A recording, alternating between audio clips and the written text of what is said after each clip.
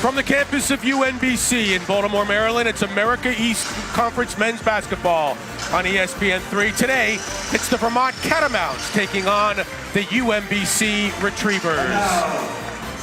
And we go down the stretch in the 2016-17 college basketball season. Here's a look at the standings. Vermont, one of 5 programs in the country to their unbeaten in the conference. They're on a 14-game winning streak. The Retrievers are 16-8 overall. The upstarts, they're 7-4 in the America East. And hi again, everybody. Gary Stein, along with my broadcast partner, John Feinstein, and we'll hear from Paul Mittermeier in a moment. And John, the UMBC season kind of hit a snag the other night against the Hartford Hawks, despite the great play from KJ Moore. KJ Moore was really the only one of the Retrievers who showed up in the second half. He had a bunch of threes that kept them in the game after they lost the lead to Hartford.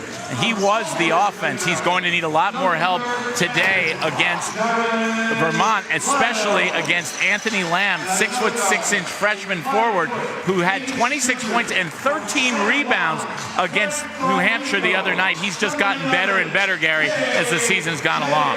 And he's second in the conference, John, in blocks. And let's take a look at the starting lineups. But let's go off kilter a little bit here and talk about someone who isn't in the starting lineup who can play a big impact in this game. Well, when UMBC played at Vermont earlier in the season, Ryan Odom felt his team's best lineup was smaller. They went small, and that means Rodney Elliott, who comes off the bench, gets more minutes. He did not play well on Thursday. They need a good game from Rodney Elliott today. Third member of our broadcast team is Paul Mittermeier. For more on Vermont, let's go down to him. Paul?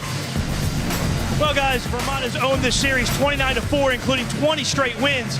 3 of the 4 Retriever wins came in the same season, 07-08, their championship year. The only win at Vermont was the Jay Green when he scored 18 straight to begin the game up there. The 20 straight wins, most of them not close. But earlier this year, the Retrievers went to Vermont. It was a 2-point game with a minute to play. Let's see if the Retrievers can give that kind of effort today against the best team in the conference.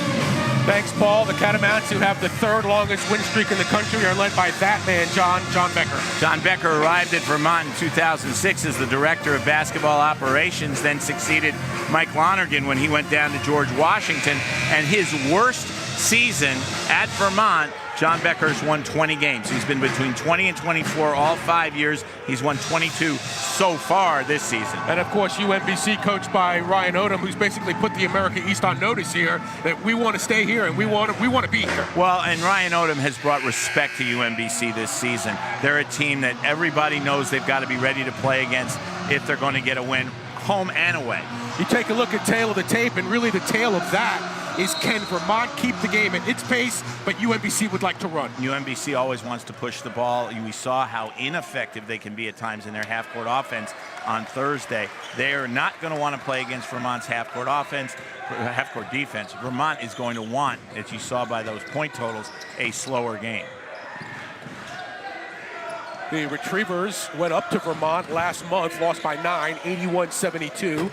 There's Juris Lyles, a 2-pointer from the top of the key, and that one rolls off. And the green-clad Catamounts with their first possession this afternoon. Vermont. Sorry, Gary. This is a very deep Vermont team. You'll see John Becker go to his bench early and often. Peyton Henson up top, the redshirt junior from Sloan Spring, Arkansas. Nice take to the hole on the far side by Henson, but the rebound to Nolan Garrity, who did not play, John, in the first game between these two teams. Yeah, he had back spasms before that game, didn't get to play. And Ryan Odom feels he hasn't been quite the same player since those back spasms, that he's been a little bit tentative. Will Darley taking Peyton Henson to the hole on the right side of the lane.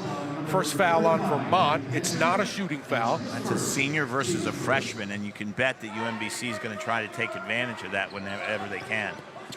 Inbound to Lyles, who was 2nd in the conference in scoring at just a shade over 19.5 per game. Joe Sherburne with the basketball, now inside for Garrity.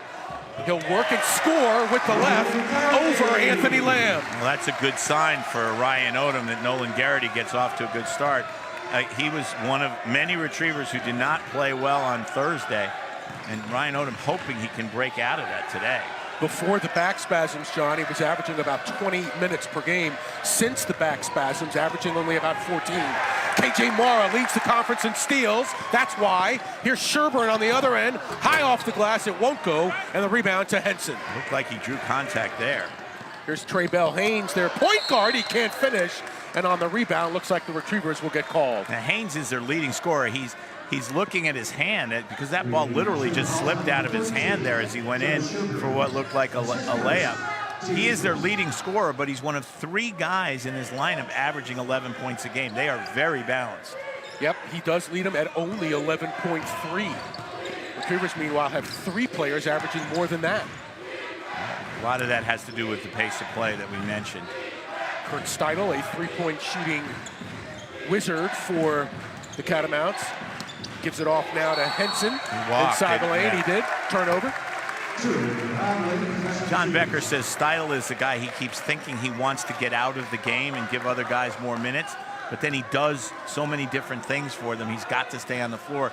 He hasn't always started, but he plays more minutes than anybody on this team. Nobody plays 30 minutes a game for Vermont. That's correct. They have 11 players that go 15-plus minutes. Steidl on top at 29.7. Penetration here by Mara, and the Retrievers are attacking the basket. Well, and right there, Vermont, nobody came to help on Mora. I think they were looking for him to dish the ball. UMBC has lost 20 consecutive games to Vermont. They haven't beaten the Cats in 9 straight years. The Cats lead the all-time series 29-4. Denied is Lamb inside. Darley and Lyles combined. Lazy pass up ahead for Garrity, and it's stolen away by the Cats. Well, you know, you talk about how quarterbacks need to put more air under a pass. That pass needed more air under it. UMBC leading it 4-0. On the baseline is Lamb. Here's Bell Haynes, who's a good 3-point shooter, good field goal shooter in general, over 50%. Steidl penetrating inside. Nice dish. And on the backside, the hoop up and in by Henson. That's what I was talking about with Steidl, how he does so many different things well for the Catamounts. Lamb averaging 11 points per game, 5.5 rebounds per game, over a block a game. And he had a huge game Thursday night against New Hampshire.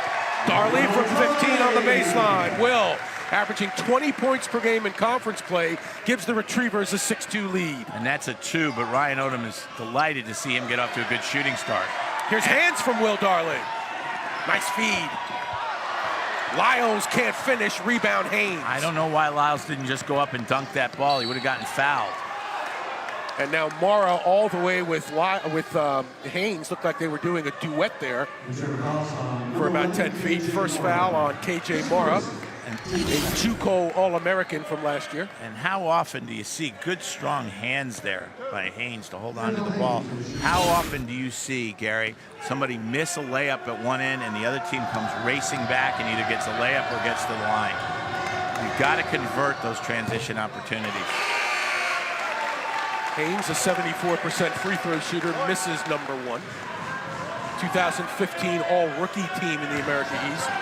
2016 All-Third team in the America East. Misses both. Well, tipped out. What's interesting about Vermont is they don't have anybody you look at and say that's a first-team all-conference player, and yet how can they not have first-team all-conference players when they're 12-0 in the league? It's so true, and again, we get back to that balanced scoring. You know, you may not be first-team all-conference when you average 11 points per game. Maybe you should be. Correct. Mara had a big game the other night, dumps in for Garrity. Nice ball movement there. Sherburne with 2 seconds left on the shot clock. Joe Sherburne, three-pointer, 9-2 UMBC. Joe Sherburne rarely takes a guarded shot like that, but he had to take it with 2 seconds left on the shot clock, and he looked like the Joe Sherburne of old there. Sherburne's 56th three-pointer. Garrity's first block of the afternoon. Timeout on the floor. First time out here at the rack on the campus of UMBC. The Retrievers lead the Cats by 7. 3 of them courtesy of Joe Sherburne. Back at you from the rack on the campus of UMBC. Gary Stein, John Feinstein, Paul Mittermeier. The Retrievers lead at 9-2. Ryan Odom in the huddle with his team. And I talked to Ryan yesterday, and I asked him what he thought happened on Thursday night in that second half against Hartford. He said, I think we got bored. And what he meant by that was they didn't play that well in the first half, and yet they were up 11. So they kind of came out in the second half, yeah, we'll just show up and we'll win the game by 20. Hartford made some adjustments, particularly offensively, and they never could figure it out at the other end of the court, having to run half-court offense. So he got after his team on Friday. He said, normally I show him tape in little tiny segments of play here, a play there. We watched the whole second half. I wanted them to see it and see what happens when you don't do the little things that you've done all season to get where we are. As part of that second half meltdown, John, an uncharacteristic 9 turnovers in that half alone. And for the game, Mara and Lyles combined for 9 turnovers. And Lyles just looked out of sorts. He was committing unforced errors, not turnovers where he went in the lane and somebody stripped him. He'd be standing right in front of us, 35 feet from the basket, start his dribble and lose the ball. And that's why it's very important that he get off to a good start here today, and very good for the Retrievers that they're off to this quick start.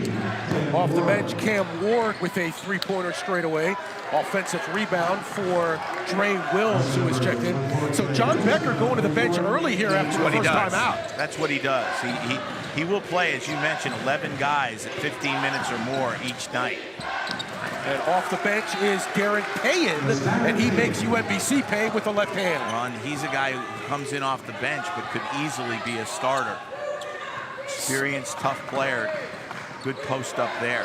7.1 points per game. He had a career-high 21 against Harvard earlier this season. Retrievers by 5. Sherburne left open. Off the back rim, Lyles goes up high and keeps it alive for UMBC. That is where Jairus Lyles is so valuable, his ability to rebound. Nice take inside. Darley to Garrity, and a foul called underneath. Looks like this one will be on Nate Rohr, who has checked on Cam Ward.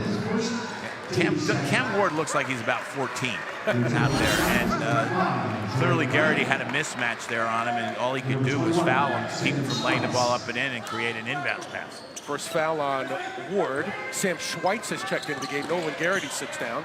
Jordan Grant checks in for UMBC, and KJ Mara sits down. Good defense here by Payen. There's Lyles. And that was a force. That's the kind of play that makes Ryan Odom stand over there and just shake his head and walk away. And that block by Nate Rohr. Let's take a look here. You see, drives in there. He's double teamed because the help comes and clean block, and it leads to possession for Vermont. It's where Jairus Lyles has to be aware of the double team. Off the pass, it's Payen with a left-hander. Offensive rebound for the Catamounts. The Cats beat UMBC on the offensive boards in Vermont earlier this year, 9-3. That was a big stat. It seemed like every time the Cats needed a rebound and kept possession, they got it. A lot of active hands at both ends, but there Vermont gets the loose ball off of the deflection, and there goes Wills to the basket, and he gets fouled. Dre Wills, the senior guard from Indianapolis, Indiana, will try to complete the 3-point play. It's not a terrible thing for a team when you have seniors who can come in off the bench. The other thing is Vermont, with their depth, they don't really have to worry about foul trouble. And he does complete the 3-point play, playing in his 105th career game for Vermont. 9-7, Vermont has gone on a mini 5-0 run to cut the deficit to 2. Grant inside for Darley, the reverse. Off the rim, no good, and the rebound comes down to Wills. Again, Retrievers 2 straight possessions, kind of forcing things inside. Here's Ward, tied up by Lyles. Up top now for Payen. So basically all 5 now who are out there for the Catamounts, they did not start. This is a completely new 5. Dean Smith would call this the big blue team, only this is the big green team. 6 to shoot, Wills, double teamed underneath, and he gives it up. Good hands Darley, there. Whoa. And right in front of us, cutting inside was Ernie Duncan, and it's out of bounds off the Cats. Hustle by Ernie Duncan.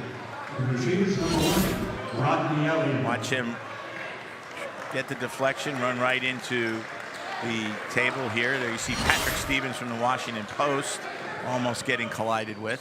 My worst collision was with James Worthy. Came over the scorer's table in an ACC tournament game, and then used my chest to push off and get back into the play. And not only was it James Worthy, John, but it was in an ACC tournament game. Yes, it was. I mean, those are even more intense. That's probably why he pushed off my chest. Darley strong. Not a good finish there. Rebound for the Cats. I mentioned it to Dean Smith later. He said he probably knew you went to Duke. Joe Hurley, who was just checked in, a redshirt junior, 6'8" from Los Angeles, California, with the rebound. The Cats trail by 2. 12:40 left. Here's Wills driving and scoring the basketball over Jairus Lyles. Another senior has come in to give Vermont a little offensive boost off the bench when their starters came out a little bit cold. And there's Rodney Elliott, who we talked about in the open. That's 5 for Wills. Lyles will launch, the Rainmaker. Back of the rim, no good. Rebound for Payan. That's a great nickname for his shot, the Rainmaker. You want it to also be a three-point maker when it goes up. Right. Points maker and a Rainmaker would be great. That would be a good combination. Here's Rohr with the basketball. On the other side, they give it off to Hurley. 9 to shoot now. The Cats in that pace again, John. They like to take their time, look for the shot on the offensive end. Payan, a two-pointer with the left. And all of a sudden now the Cats have reeled off 9 in a row, and they lead it by 2. Well, and the thing about Vermont is when the shot clock gets under 10, they don't panic. They know they're an experienced team. They know just what to do. And a foul underneath on a mismatch. Ward gets called. That'll be number 2 on him. The Vermont Catamounts are the #1 team in the conference.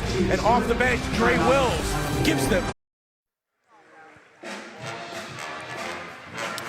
Time now to recognize UMBC Scholar Athlete, brought to you by Court Furniture. Court takes the hassle out of furnishing your new residence so you can relax and watch the America East on ESPN3. Today's three-pillar student athlete is Grant Searfoss from the men's lacrosse team with a 3.86 GPA in that financial economics, all important. We saw Grant play yesterday when the Retrievers lost to the Hopkins Blue Jays 15-5, the final. Grant, a very versatile player for first-year coach Ryan Moran. Athletic excellence, academic achievement, and leadership on and off the field. These are the 3 pillars of the complete student athlete of the America East Conference. Now, you know, and I've said this to Mark Emmert, the president of the NCAA, and have actually gotten him to stop doing it. Okay. You know that student athlete is redundant. Yeah. By rule, in order to be a college athlete, you have to be a student, right? Right. So Mark Emmert and I agreed that he would refer to them as college athletes as opposed to pro athletes, so it's not redundant. That's a good call. So we could start that here. Well, of course we can. If the president of the NCAA says it's okay, then it's okay, right? Well, Grant Searfoss then is your college athlete, your 3 pillars college athlete. Outstanding college athlete who's also a good student. How about that? Retrievers in the half-court set. Arkel Lamar has checked into the game. The freshman out of Bridgeport, he's got the basketball, picked up by Henson. And Lamar, with the turnaround, ties it up at 11. And that's a boost for Ryan Odom to have Lamar coming off the bench. Give Garrity a rest and be able to hit that little turnaround jumper right away. Schweitz in the basketball game. That's stripped away by Lamar, but finally into the hands of Henson. That was a good double by Lamar because he caught the ball down low and had a great chance for a layup. There's Hurley, the redshirt junior from LA. Well, Ryan Odom wanted Rodney Elliott in the stat sheet, but that's not what he had in mind. First foul on Rodney Elliott. Here's Lamar on the turnaround. That's a big-time face-up jumper there by a freshman. Fresh 30 here for the Cats. Their 14-game winning streak is tied for 3rd longest in the country as Hurley misses. Only Gonzaga and Cincinnati have a longer winning streak. Grant with the left hand, and Jordan Grant powers his way in for 2. And Grant and Lamar scoring back-to-back like that is very important. Ryan Odom said he thought he made a mistake Thursday night by not getting Grant more minutes. He's been averaging about 20. He had a poor start to the second half, and Ryan said, I just kind of forgot to go back to him. He ended up only playing 12 minutes. That's a reach-in. Reach-in by Lamar. So it's interesting, both teams getting juice from their bench. Vermont basically got back into the game with their bench, and now here's Jordan Grant for 2. Grant just picks up with that quick step to the basket. And again, you got to stop the basketball in transition. That's a basic.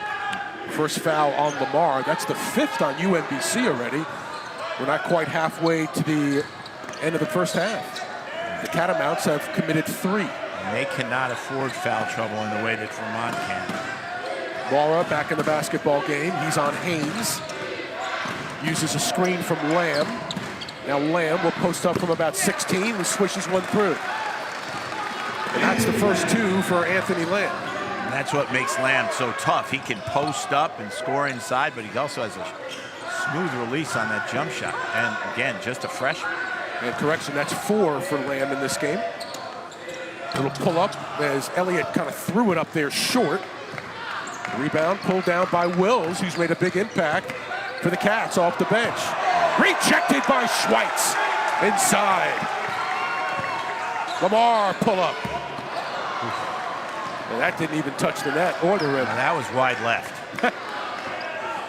That was way wide left. That was a lot wider left than any field goal the Ravens attempted this year. Yeah, but not like the Billy Cunda field goal from a couple of years ago. No. Well, they have a different kicker. Right. Who's pretty good. And he can sing. He can sing pretty good. Peyton Henson can shoot pretty good. And Vermont now leads it by 2. 9:08 left to go. For Henson, that is his first 2 points this afternoon.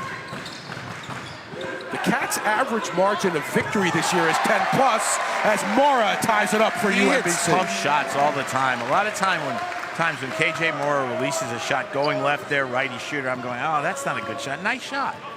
At the career high 24 against Hartford, also a career high 6 3-pointers in the game. Lamb, this one is from 3. And that's what I was talking about with that smooth release he's got. Anthony Lamb, the freshman, 5-time Rookie of the Week in the America East with 7 points early in 6 minutes. KJ Mora was really the only guy who showed up offensively in the second half Thursday night. Cats lead it by 3. Elliott up top, driving on Wills. Reverse, won't finish, but Rodney Elliott will earn a trip to the line. Used his quickness there to get in the lane and draw the foul. Did not score Thursday night, so Ryan Odom would really like to see him swish to here and get started because he'd been playing very well, better and better as the conference season went on until Thursday night. At a 4-game stretch, John, of double-digit games, was averaging about 15 points per game, better than a 50% shooting mark from the field, but the first free throw is no good. Well, he had earned back his minutes. He lost them in December, sat out a couple games, as you remember, and really had to kind of earn his way back into playing time and has done so. Ryan Odom hoping that Thursday night was an outlier. Schweitz takes a seat for UMBC. Darley back in the game. 2nd of 2 for Elliott is good. Retrievers have trimmed the margin to 2.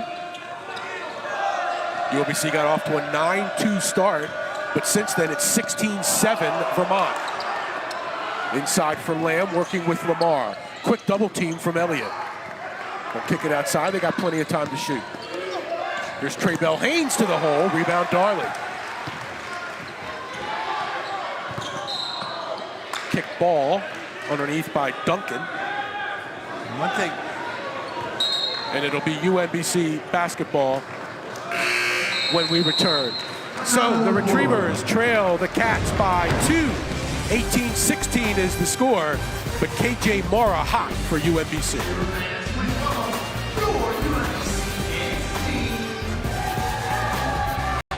Back at you from the rack. John, let's take a look at the numbers behind the Vermont Catamounts' tremendous season. Well, as you can see, they've dominated the conference 12-0. And right from the beginning in January, all the coaches in this league said, Vermont's the best team, and then there's the rest of us. One of 4 teams in the country still unbeaten, 14 in conference play. And their 5 losses, Gary, have come to quality teams. I mean, they lost at Providence. They lost to Houston. They lost at Butler. And they were in that game all the way. They lost at South Carolina, which is, like Butler, a ranked team. So when they've lost to quality teams. When they've played good teams, they've won. You mentioned the Harvard game. Harvard's right now 2nd in the Ivy League and just won last night at Yale, which is a really tough out, and Vermont beat them early in the season.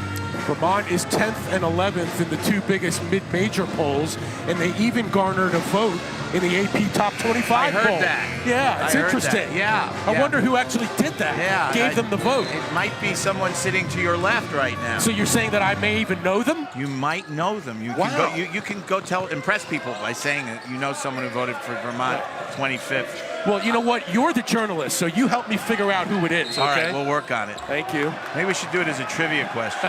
There's a walk there called by Dwayne Gladden. Very experienced officiating crew today with Dwayne Gladden and Jeff Nichols, son of the great Hank Nichols, and a very good official in his own right. And Brandon Cruz, who I think is following me, because I think I've had him in about 6 straight games. Yeah, you got to watch out for those guys. Quick find inside for Lamb, who's got 9 as he beats Jordan Grant to the spot. By the way, he's a good young official. I have had a chance to see him work a lot. He's very good. The Cats have now opened up their largest lead of the afternoon by 4. UMBC basketball. Here's Mara. Had the big 24-point night. He's got 4 this afternoon. KJ was the JUCO Player of the Year last year. Led the JUCOs in assists, but this time he takes it himself. He's just too quick for most players, and he goes under people, and if somebody doesn't get to come to help, he'll go all the way to the basket. We've seen that all season.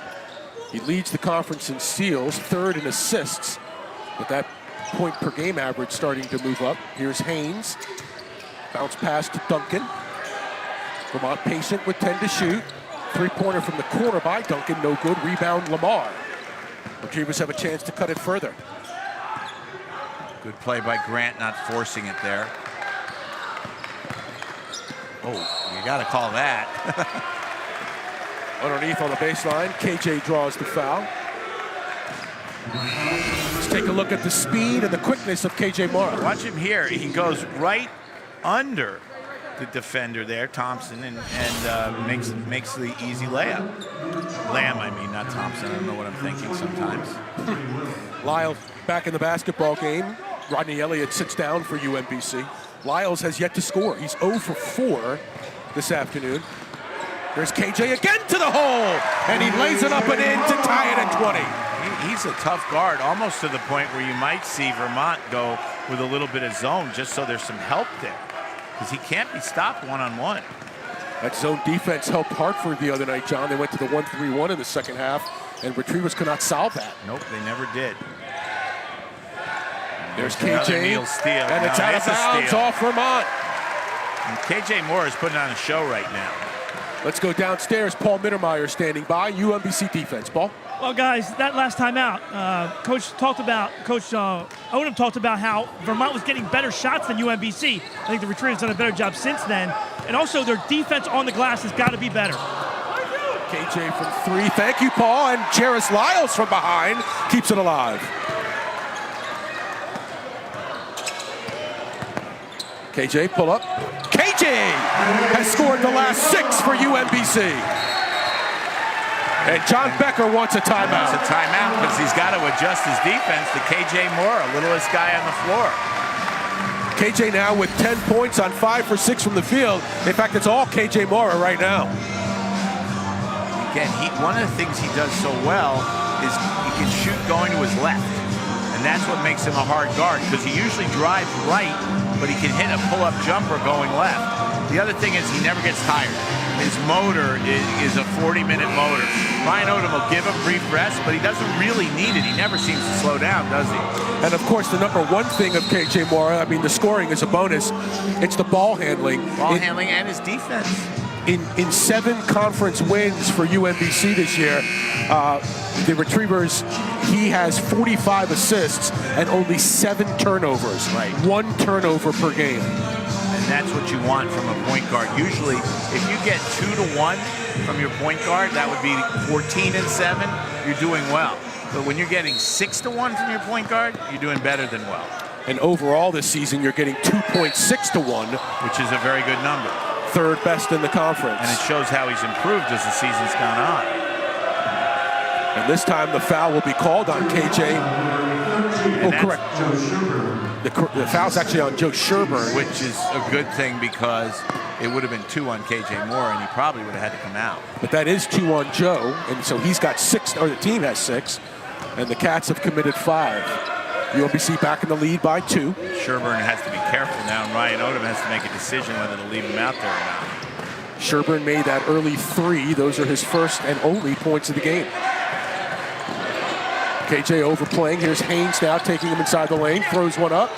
And along the rim, battle, offensive rebound, and the putback is good. I think it was Wills. Yes, it is. 24, Wills for the Cats. Well, one of the things Vermont is clearly trying to do is get their guards to attack KJ Moore in the lane and force the help to come because he's too good. Oh, look at that. Misses a shot and steals it right back. He's like Bugs Bunny out there. He's playing every position. Can't get the three. Good block out by Henson. Might have gotten a little overexcited there after making that steal. It's funny though, every time he shoots the ball or does something, the crowd anticipates it. The decibel level raises when KJ's around the basketball. Three-pointer off rim and glass, no good. Taken by Duncan, one and done. Rebound, Darley. And the angst level raises for the other team. Wills got 3 rebounds in the game. Sherburne, too strong off the glass. Thought he'd drawn a foul there. And wiping it clean was Duncan. Haynes in transition. Sherburne from behind almost steals it away. The old Jim Valvano line to his players. When you leave somebody behind you, where do you think he goes? For a hot dog, or is he going to come in from behind and try and steal the ball? And Sherburne almost did it there. 3 to shoot. They got to get rid of it. Haynes with 1 to shoot. Offensive rebound by Wills underneath again. That's 9 off the bench for Dre Wills, who has almost single-handedly turned this game around. The Cats lead it by 2.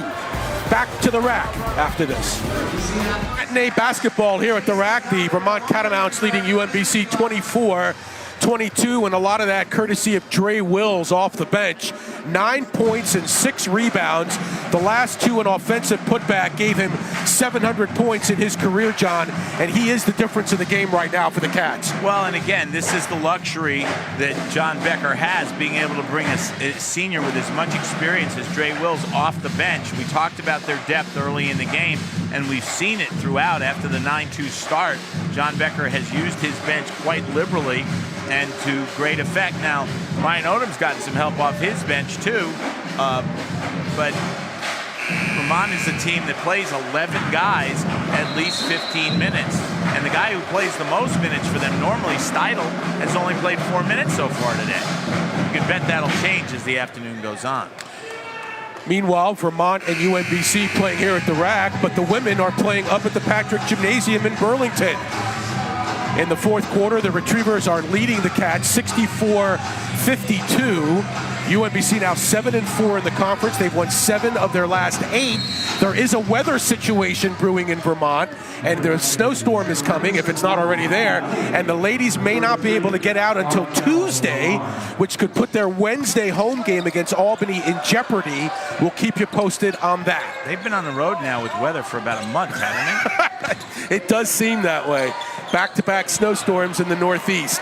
Jordan Grant can't finish on an acrobatic move, and the rebound comes down to Henson. Tell you what, this is a very physical game. Both teams understanding the refs are going to allow contact most of the time, and they're playing that well, that way defensively. Vermont inside. Here's Payen. And Payen gives them a 4-point lead. Payen caught the ball there in the low post, and Lamar just fell down. So a rare unfettered shot for either team. Lamar had the mismatch on Haynes, but he kissed it off the glass too strong. Catch the other way. Here's Payen, double team. Lamar and Grant. Lyles gets a big paw in, but Haynes pulls it down. Second chance by Wills. And that was the story up there, John. 9-3 that last game. And when Paul was talking about what Ryan Odom said in the huddle about rebound defense, what he meant by that is coaches do not consider a defensive possession over until you get the rebound. And they have not been able to get enough defensive rebounds. Cats on an 8-0 run until that three-pointer by Will Darley. Nice ball reversal there to find Darley open. And Will Darley now really yelling at his teammates, which is what you want from your only senior who plays serious minutes. 5 points for Darley. That's the 128th three-pointer of his career. Three-pointer on the near side by Duncan. Rebound Grant. Lyles 1-on-2, and that one, who else but Dre Wills? Dre Wills getting back on defense, and that, of course, was an emphasis for Vermont coming into this game. Transition defense, and here comes Wills from behind to slap that ball away. Lyles never saw him. Herlihy will check in for Vermont. sitting down Jordan Grant for UMBC. Of course, Bill Russell would have blocked it inbounds and would have led to a fast break the other way, but that's the Hall of Famer, right? Exactly. Greatest shot blocker in history. KJ Mara in for UMBC, and Jairus Lyles with his first two. For Jairus Lyles. Been struggling for 2 games now offensively. 4 for 17 in his last 2 coming in. That's his first bucket today in 6 tries. The lead is 1 for the Cats. Make it 3 as they attack the basket. Traybell Haynes with a pair for the Cats. You notice that Vermont rarely takes a shot that isn't squared up. They don't force anything. They're very patient. Even when the shot clock is down, they don't panic. Elliott inside the lane, gives up the dribble. Smart play by Elliott, not trying to force it there. Here's Darley attacking the basket. Rebound Wills from behind. Lyles strips it away, and it's out of bounds off of Wills. There's a break for the Retrievers there. Will Darley very frustrated that he didn't get a call here. And here you go, and it did go off of Wills' leg. Good call there underneath by Brandon Cruz. And as usual, good hands by Jairus Lyles. We saw a call just like that missed on Thursday night that favored the Retrievers. Here's Lyles going to try to post up Wills. Gives off Lamar. Oh boy. Nice pass by Lyles. Got to finish that. Almost like Lamar wasn't ready for the pass. Herlihy now on the offensive end for Vermont. If they win today, it would give them 15 in a row. That would tie a program record. And it also, they would become the 8th America East Conference team in history to go 13-0 to start a season. No team has ever gone 16-0. Herlihy on a floater. See what I mean about not panicking? He knew just where the shot clock was, didn't rush anything, and they get it off with 1 second on the clock and 3.5. Retrievers did not really get that final shot off as Mara's shot was after the buzzer. And so the Catamounts from Vermont will take a 5-point lead into the break. And I think KJ Mara kind of talking to the official at the end there about interference from the Vermont player not letting UMBC get the basketball. Right, and that's why Ryan Odom was there with him, because he was upset by it too. Let's go down to Paul Mittermeier with UMBC head coach Ryan Odom. First of all, Coach, I guess just killing you right now on the offensive glass. You guys got to do a better job inside on the defensive glass. Yeah, I mean, we're going to double, so we knew that would be an issue, and we're trying to do our best. We've got to do much better, of course. But when you go to double, you're going to scramble, and you're going to get back and put yourselves in situations where you got to fight for rebounds. We got to fight harder than we are. KJ was huge for you in that first half. Yeah, he was. We're not getting quality shots really right now, so we've got to adjust with that. We've got to figure out a way to get some cleaner looks for our team. Issue at the end of the half, probably should have stopped the clock there, right, because of the touch by Vermont? Yeah, I mean, they could have, but, you know, we'll live with it. All right, thanks, Coach. Paul, Ryan, thank you. By 5 at the half. The first half ended with Vermont going 5 for their last 7. UMBC only shooting 2 of their last 10. Retrievers trail by 5 at the break. We'll take a timeout. Come back for halftime right here on ESPN3. Start of the second half here at UMBC. Let's head down to Paul Mittermeier, who chatted moments ago with Vermont head coach John Becker. Well, guys, I talked to Coach Becker. A couple of interesting things. One, he said, obviously happy with the glass work by his team offensively. Secondly, was I asked about KJ Mara. He said, I don't know if I'm going to switch off. He was happy with the way his team played their three-point defense for UMBC, so I'm going to see a switch there now. No Kurt Steidl second half. He's got the flu or he's an illness. His whole team, he said, is battling illness right now through the second half.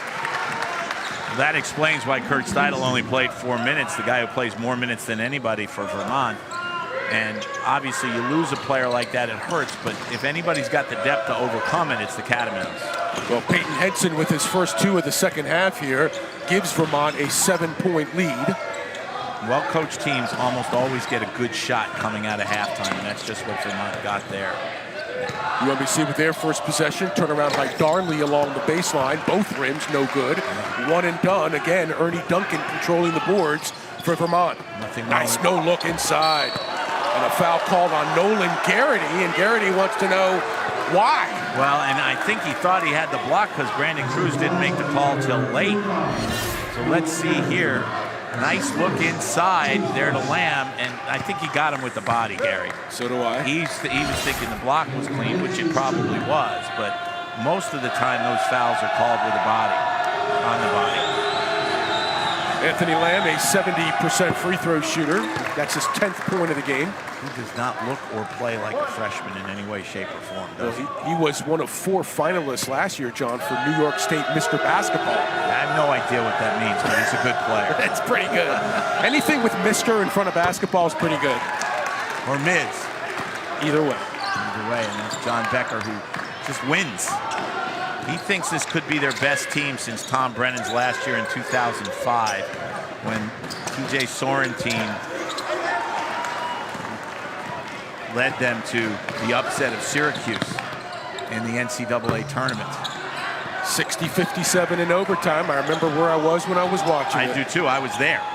And you wrote about that game the day before, didn't you? I did. I sat down with Tom Brennan at length, and it was their 3rd straight NCAA tournament appearance, and he said, enough with getting here. It's time for us to win. And the great moment in that game was Vermont was up 1 with about 20 seconds to go, the shot clock going down. Sorrentine had the ball. He and Taylor Coppenrath were both tremendous players. It was about 40 feet from the basket. Tom Brennan, as the clock goes under 10, stands up and says, "Run red." And nice move there. Again, they're doing a nice job of getting their guards in the lane, aren't they? Wills now with 11. 6-0 run to start the half, not what Ryan Odom had in mind. I'll finish the story in a second when we get a break. Double-digit lead now for the Cats, 11. Garrity. Turnover, very active hands in the lane. Trey Bell-Haynes going to try to make him pay. No, but he'll go to the line. Ryan Odom's going to have to think about an early timeout here. Because as you said, Bell-Haynes going to the line, and if he makes 2, missed 2 early in the game, but if he makes 2 here, the lead's going to be 13 very quickly. That foul on Nolan Garrity, not a great look there for Ryan Odom. Well, it's a look of what do I do now that coaches often get when they're playing against a very good team. To finish that story, the shot clock's under 10, the game clock's at about 15, 18. Tom Brennan stands up and says, "Run red," which is a universal call to the point guard. Get in the lane and make something happen. And Sorrentine looks at him and he says, "It's okay, coach, I got it." He steps up to 25 feet, takes a shot, goes in, ball game. "It's okay, coach, I got it." That was a variation of run red. He ran red all right. Ran red right over Syracuse. Yep. Both free throws good there. Now Vermont with a game-high 13-point lead. 40-27. Just a couple of minutes into the second half. Retrievers need a lift quickly. Joe Sherburne trying to provide, but he got can't. a good shot there. Remember I talked about setting some high screens, ball screens? They got one there. Wide open shot for Sherburne, and he front-rimmed it. And his body language right now is terrible. He's just disgusted with himself. Sherburne just 1 for 3 from downtown, 1 for 6 for the game. Bell-Haynes with the rebound for Vermont, and now Lamb on the baseline over Darley. That's an air ball. Jordan Grant pushing the pace for UMBC. Good defense there by Darley. And now will take it to the hole and scores, and he'll go to the line. Will Darley producing on both ends there. Good defense on Lamb, leading to the air ball. And then a nice shot fake up here at the top of the key. You've got to respect that because he's such a good shooter. He uses the shot fake to get to the rim, converts, and goes to the line. This will be Darley's first free throw attempt. The Retrievers are only 1 for 2 from the free throw line this afternoon. And ends a 12-0 run over the 2 halves back to the end of the first half. That is the 29th consecutive free throw for Will Darley. That is a new UMBC school record. Don't think they're going to stop the game and give him the ball right now. Not right now. Here's Lamb with Darley. Double now with Sherburne, looking for the open man. Bell-Haynes going to take Mara to the hole. A little up and under. Look at Bell-Haynes driving hard. That's good hustle. Grant was out of position to try to get that offensive board, and Bell-Haynes following his own. One of the oldest credos in basketball, follow your own. Here you see, gets in, just gets better position than Grant. Grant reaching, had to reach because he was out of position, and he commits the foul. Bell-Haynes over 1,000 points in his career, playing in his 98th game today for Vermont. Vermont reminds me a little bit of Mike Bray's credo, get old and stay old. And even though they have an outstanding freshman, he's got all these juniors and seniors around them. And he doesn't have to do it by himself. And the other great thing for John Becker is, as nice a player as Lamb is, he will not be a one and done. Got fouled. That's on Sherburne. That's 3. And another offensive rebound for Henson. And again, that one I don't blame the retrievers on. You don't expect the rebound to be this short. Look how far out it comes. They had position. Sherburne had position on the boards, but because the free throw was so short and hit the front rim so hard, it went over the UMBC players who did have position. That's just bad luck there. That's when the ball's bouncing against you. Sherburne checks out of the basketball game, and Sam Schweitz checks in. He had that big block in the first half, gave Ryan Odom 6 minutes. Henson's first free throw is good, and out of the line for number 2. Ryan Odom with an extra word there for Sherburne as he came to the bench, basically saying, listen, Joe, keep your head up. We need you. You're too good a shooter. We have not seen Drew Urquhart, who is a junior forward out of Vancouver, British Columbia for Vermont today. He's probably also suffering from the you flu. wonder if he's not sick. A lot of schools encounter this time of year. William and Mary, I did their game yesterday. They had half their team sick last week, and I did a story in today's Washington Post on Navy. When they were on their way up to Army a couple weeks ago, they had 8 guys with IV bags. Wow. And Coach Ed, the cellist, too, told the doctor, I need to feel a lot better so I can die. And they ended up winning that game. And they won the game in overtime. That's what you call toughness. Well, moving screen. Dwayne Gladden and Brandon Cruz both had it. Looks like that one's on Lamb. It is. And again, that's learning college basketball, and also the way John Becker didn't agree with the call, but also the way you have to set a screen nowadays. You really can't move at all. It's a 13-point lead for the Catamounts. Jordan Grant for UMBC driving, and he'll go to the line. Takes Trey Bell Haynes to the hole. Bell Haynes not happy with the call. He thought there was a walk. So it was 5 at the half. Vermont in control, but now they lead it by 13. First time out of the second half. Back at you here from the rack, where the Vermont Catamounts have opened up a 13-point lead on UMBC. The ties that bind these two programs, Vermont and UMBC. Let's go down to Paul Mittermeier for that story. Well, guys, we talked about the dominance by Vermont, 29-4 in this all-time series. Those 3 wins for UMBC 07-08 season. Kyle Saplicki, who is the associate head coach for Vermont, was on that 07-08 team for Vermont that lost UMBC 3 times. And interestingly, his sister Ashley is married to UMBC women's head coach Phil Stern. I think I followed all that. Yeah, and his brother Keith, we were talking about him, was a great player. He was a great player at Vermont. And talking about Tom Brennan and that team in 05, Tom Brennan is still the mayor up at Vermont. He sits right under the basket at every game. He sometimes travels with the team. John Becker loves having him along, and he just calls him the mayor. And Tom Brennan earned that great character in addition to being an outstanding coach.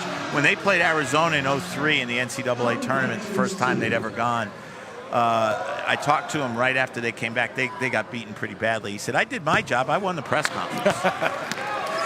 And he still does the color commentary for the Vermont broadcasts on ESPN3. And also works with me at Sirius XM Radio. Exactly. I love doing shows with TB. 3-time America East Conference Coach of the Year. Jordan Grant misses both for UMBC. You can't afford that when you're down 13, and especially against a team this good. Cam Ward bringing it up for the Cats. KJ Morrow with him, takes one in the face. Now Lyles working with Henson. Wow, that looked like pretty good defense there by Lyles. And they call it on Jairus Lyles. That'll be the first foul on him. Henson actually forced his way in the lane here. Watch, he shot fakes, contact there, no foul, and then the two of them are kind of locked up. I would have no-called that one myself. Actually looked like Lyles snuck his arm up between the two arms of Henson and got ball on that. Well, maybe because he sneaked his arm in between there. That might have been why Brandon Cruz made the call. Here's Ward working on Morrow. think if the contact is both ways, the best thing the official can do is no call it, and there's a walk, and they've been doing that most of the game. Good positioning by Schweitz also. Very good defense by Schweitz. Limited Lamb the space with which to work. John Becker and Ryan Odom are similar in that when they disagree with the officials, they don't get animated, do they? They just kind of walk over and calmly say, here's why you got it wrong. You're a fine fellow, but you missed that call. Mara leads the way for UMBC with 10. He's the only retriever in double digits. Darley floats one air ball from just a few feet. Schweitz, though, keeps it alive. Sometimes an air ball is a good pass. That should be a block. Oh, my goodness. Call it offensive. I thought it was going to be a block because I thought he was in the circle. In that little arc where you're not allowed to take a charge. See if we have it on replay. See where the defender is. Nope. Outside. Jeff Nichols got it right. He was outside. That's why I initially said that was I thought that was going to be a block, but that's why he refs and I talk. And as you know, Gary, his dad, Hank Nichols, arguably the greatest college basketball referee of all time. I would say you're probably accurate on that. He supervised NCAA officials for 22 years after he retired from working on the court. There's a missed layup. Nice dish underneath by Wills for Payan, but he couldn't hit it for the Cats. Here comes Lyles the other way. Hesitation. Good defense there. Schweitz trying to draw the foul. Sorry, Gary. That's all right. Schweitz was blocked out by Payan. And now, I thought they turned it over, actually. Ward in the corner, but he kept it alive. And he kept it alive there in the corner, and very smart reset. Run the clock a little bit here if you're the Catamounts. Cats in control right now by 13. Retrievers got off to an early 7-point lead at the first break, but since then, Vermont has controlled the pace of this game. And they've actually pushed it at times. This isn't... Oh, my goodness. Look at that, right at the buzzer, too, for Cam Ward. That's when it's all going your way. I'm not sure he called bank there, but it counts the same. If he was playing horse, he probably would have gotten an H. Yep, that's a 15-point lead now for Vermont. For Ward, that's his first 2 of the game. Grant on the continuation, and he'll go to the line for UMBC. And it was a continuation because the contact, there was clearly contact. Watch here, comes right there, boom, both ways, no call it. And honestly, I didn't see much contact there on the shot. But UMBC will take it, that's for sure. Grant missed his last 2 at the line. Let's see if he can convert here. 13:53 left to play. He shoots it almost as high as Jairus Lyles. It's a contest. Maybe they work on it together in practice. And if those shots are rainmakers, they've worked today. 5 points and 3 rebounds in 17 minutes for Jordan Grant. Well, and that's one thing Ryan Odom wanted to correct from Thursday was Grant's minutes. Elliott gets a hand in there, and it's going to be out of bounds, I think, off Darley. Run a little out of sorts offensively here, other than that lucky bank shot. You got to call it lucky because I don't think he was trying to bank it by Ward. 17 to shoot here for Vermont. By the way, not to be confused with the Carolina Hurricanes goalie. Thanks for clarifying. There you go, just in case you were wondering. Henson gives up the dribble. They got 6 to shoot. Here's Haynes and Grant. 2 to shoot. Offensive rebound and a foul underneath on Elliott. Yeah. And that was a great job on the offensive boards there by Henson. He had 2 UMBC players around him. And he was able, this is where size comes into play. Watch, ball's up there, and the tallest guy gets it, and then Elliott reaches in and commits the foul. John, Vermont just dominating on the glass, 33-15. And they've done it all game. And that's what Ryan Odom was talking about with defense. Part of defense is getting the defensive rebound. And they have not done a good job. Now they're asking, I guess some people were using a whistle in the stands. And that can be not only confusing, but kind of dangerous for the players. That's the 7th team foul already on UMBC. And again, when you're trying to come from behind, and you know they're going to be in the double bonus pretty soon, that makes it that much more difficult. The Cats have only committed 4. Part of that dominance by Vermont on the boards as Henson hits both. 11-3 on the offensive glass. They control the offensive glass, 9-3 up there. Again, when you have a big guy like Henson who shoots close to 80% from the free throw line, that's a bonus. Henson 8 points and 7 rebounds in 23 minutes. The lead is 14 for the Cats. Nice look inside. Grant to Schweitz. Nice cut by Schweitz. Good look by Grant. They need more of that. They need more shots that are high percentage. The lead is 12. One thing Vermont has to be careful of here is to not run the shot clock down too often. They've done it well during the game, but when you get into the habit, sooner or later you start not getting good shots. 10 to shoot here for the Cats. Now in the hands of Wills, who had all 13 points in the first half. And a blocking foul called in the paint on Rodney Elliott. I know it looks like a bad call. I think Rodney Elliott was moving. Let's see if we have it on the replay. Ryan Odom, of course, disagrees. See, he's moving to his right, Gary. That's why the call went that way. See, can we look at it one more time? Because you'll see here, even though he falls straight backwards, he's moving to his right when the contact occurs. That's why Dwayne, watch him move. See, he's moving to his right. That's why Dwayne Gladden called a block, and it's a good call. Third foul on Rodney Elliott. What does Dwayne Gladden have in common with Mark Few? I don't know. Been to the Elite Eight, but never the Final Four. See, you would know that. Well, because it's meaningless. That's why I know it. I'm full of meaningless information. Makes two of us. Second of two, no good. Schweitz rebound. The lead is 13 for the Vermont Catamounts. Elliott strong to the hole, and he'll earn a trip to the line as Ryan Odom keeps Rodney in with 3 fouls. Well, and I think the argument there from Ryan Odom and Rodney Elliott might have helped him buy that call a little bit, because it looked to me like Rodney Elliott put his shoulder down a little to create the contact. Watch here. Oh, now I think that's a good call, actually. Again, veteran officials tend not to be influenced by fans booing or anything like that. That's why when you're on the road, you want veteran officials. Retrievers now just 3 for 7 as a team from the line. Well, both numbers are bad. 7 is not enough, and 3 is much worse. Rodney Elliott, of course, the son of Rodney Elliott Sr., the great Dunbar high school basketball player, went on to greatness at the University of Maryland. Played on some very good Gary Williams teams there. And I said this the first time I met young Rodney. His dad's 6'8", but when you look at the facially, it's totally like his dad. A clone. Dre Will sits down for Vermont. Good defense by Darley there. Herlihy all the way to the hole, and a foul called on Will. And again, there's where you see the lack of the 5-second rule affecting how the game is played. Herlihy knew that he didn't, once he got across midcourt, he could take all the time he wanted, even though Darley was all over him. There's no 5-second rule anymore. Free throws now for Herlihy, a 58% shooter from the line, only 7 of 12 for the season. Lefties are supposed to be better than that. Like I said, hard to get much of a read on the guy when he's only shot the ball 12 times. Native of Los Angeles, California, a transfer from Tulane. Looks like a surfer, doesn't he?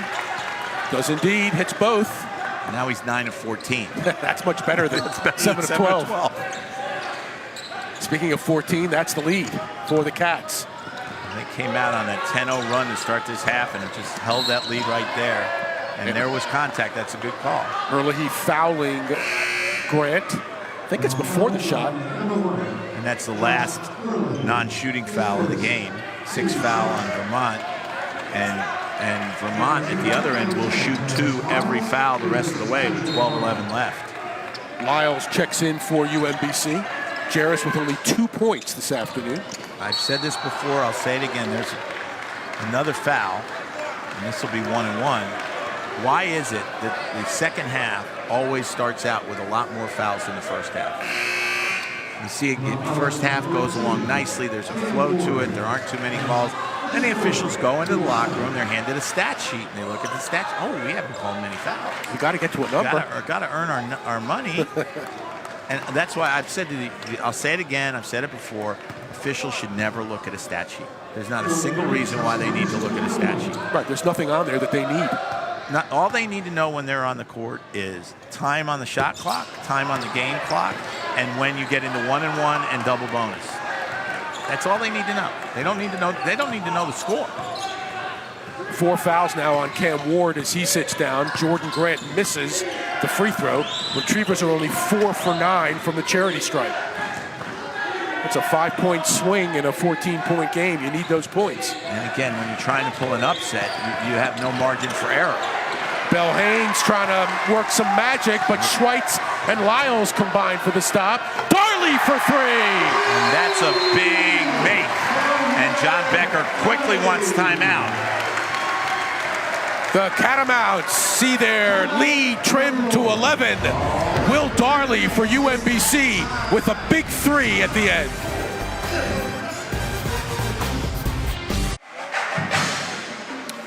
Vermont bringing their own down to Baltimore as the Cats take on the UMBC Retrievers, and they may be here a little while because their flight's already been canceled to go back up to Vermont. We got a bunch of Vermont fans sitting right behind us, too. Speaking of that, though, last time these two teams played up at the Patrick Gymnasium, very similar to this game. Paul Mittermeier has more on that. Paul? Yeah, guys, with about 11 and a half left at Vermont, it was a 14-point Vermont lead. In that one, Retrievers able to whittle that all the way down to a point with about a minute and a half, 2 minutes to play.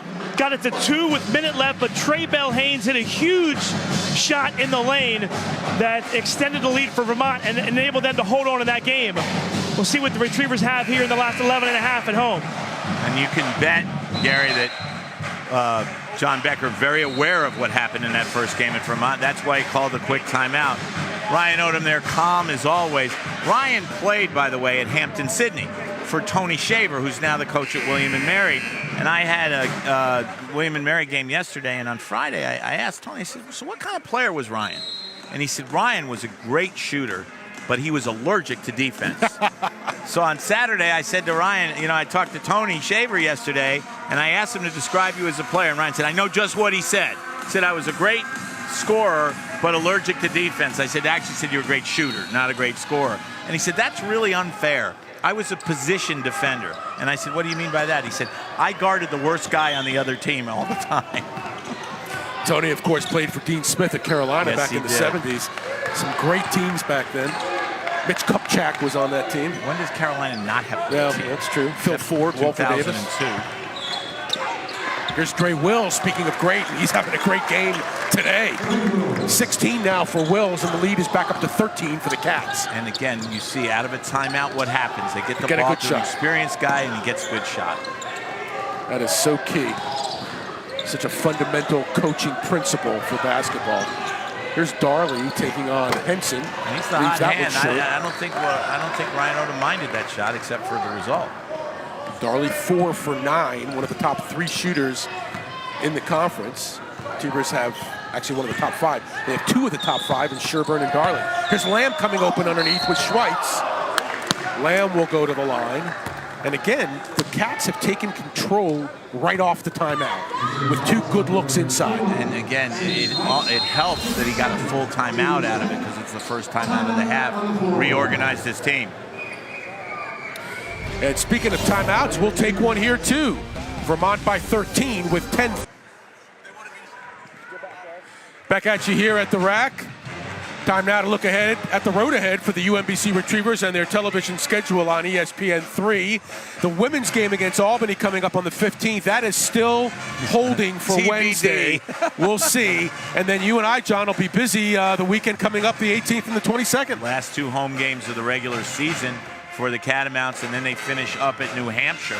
And they play at Albany this Wednesday. So they're trying very hard to hold on to the 3rd seed, because the 3rd seed is a lot better than the 4th seed, because if you're the 3rd seed, you don't have to go up to Vermont to play a semifinal, and you also don't want to lose the 4th seed, because if you lose the 4th seed, then you play your first game on the road. So important games coming up.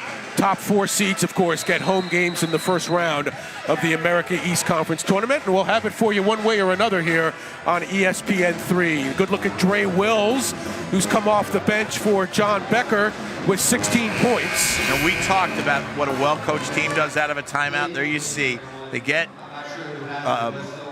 Lamb isolated underneath, and then they go, they got Wills isolated underneath, and now they got Lamb. And Ryan Odom just had to come out on the court and go on the PA and ask the folks in the in the end zone to not use that whistle that somebody's been using. Wow. After they had already been warned. Once, that's why Ryan did it that time. And it's a shame when the coach who's trying to win a basketball game has to go on the PA. I've seen it happen. I remember Dean Smith once when the students were chanting profanities at Carolina, went to the mic, took it and said, "Stop it. We win with classic Carolina." And he was the first guy I ever saw throw a mic down before it became an in thing to do. And they stopped. Both free throws good for Lamb. He's got 13 points in 18 minutes, and the lead is back up to 15 for Vermont. That first pass I mentioned was to Wills, obviously, posting up, and then Lamb gets to the free throw line and makes 2. Elliott for UMBC. That may have been the trajectory altered by Lamb. It was. I don't know if he got a hand on it, but Rodney's usually pretty good with that reverse, and it was an air ball. What a typical performance here, John, for Vermont. They will just grind you down. They do everything well. There will be no exceptional statistics in the book. Nobody's going to score 30. Nobody's going to get 22 rebounds. They're all going to participate. But a team that averages 82 points a game has scored 39 in the first 30 minutes. That's why they win. And another block shot, but got bailed out there. Wills on the block, but Wills also on the foul. Rodney Elliott will go to the line. That's 2 on Wills, 8 on the team. The Retrievers have already committed 10. And one of the reasons UMBC has not been able to run is what we talked about earlier, the offensive rebounding. You cannot run out if you're not able to defensively rebound the ball. You got to stick around the rim and try to get your hands on the basketball. KJ Mora back in the game. Schweitz sits down.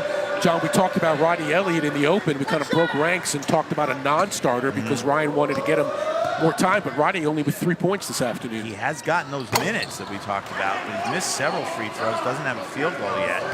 Has done a nice job at times getting to the basket and to the line, but hasn't been able to convert. And now UMBC's going with that small lineup with Will Darley playing center. That did help them up in Vermont last month. So let's see if the small lineup will help. Well, there's a steal. Lyles coast to coast, lays it in for UMBC. Jarris with 4. And the deficit for UMBC now 12. As I said, UMBC now trying to pressure a little bit. They've got 4 quick guys on the floor and Will Darley, who can also score from the perimeter, obviously.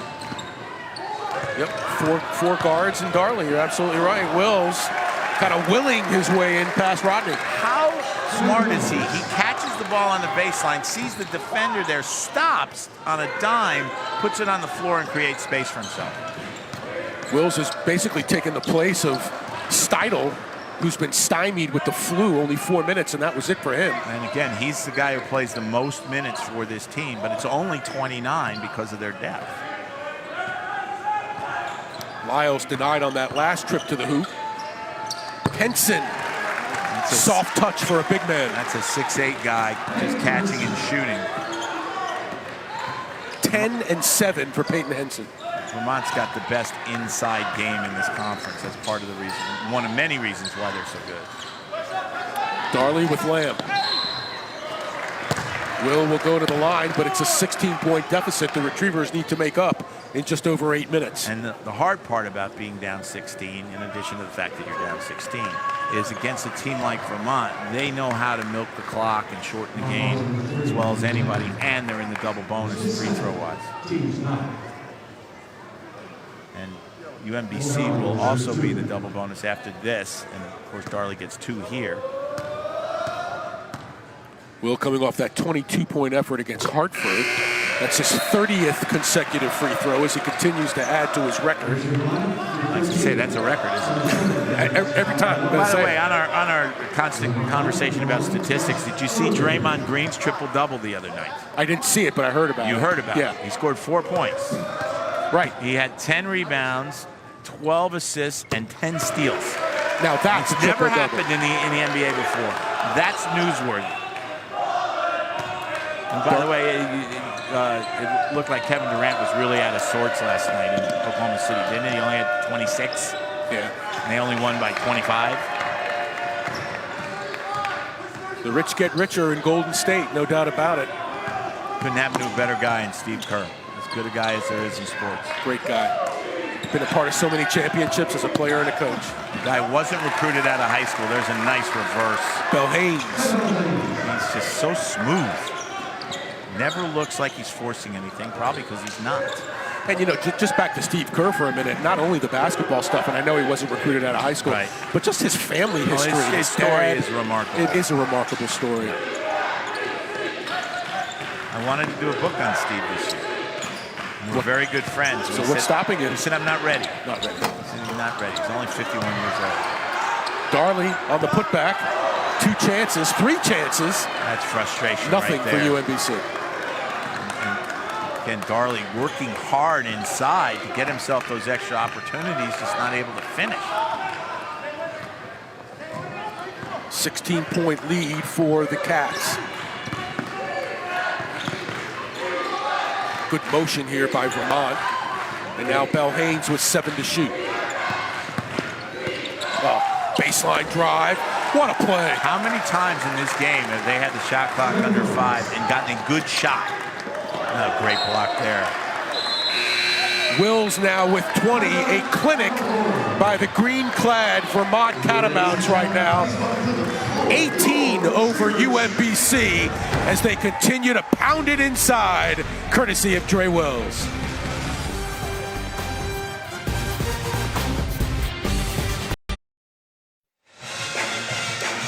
Back at you here from the rack as this game winds down with 6:41 to go. The body language and the tail of the tape between these two teams, John. Let's watch this sequence. Well, and Dre Wills has just had a great game, but nice pass there by Bell Haynes. There was 2 seconds on the shot clock. Now watch him hustle back down court and block the shot out of bounds as Grant lets go of it.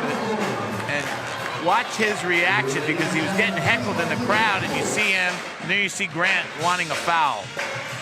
And Will say, no, not gonna happen, clean block.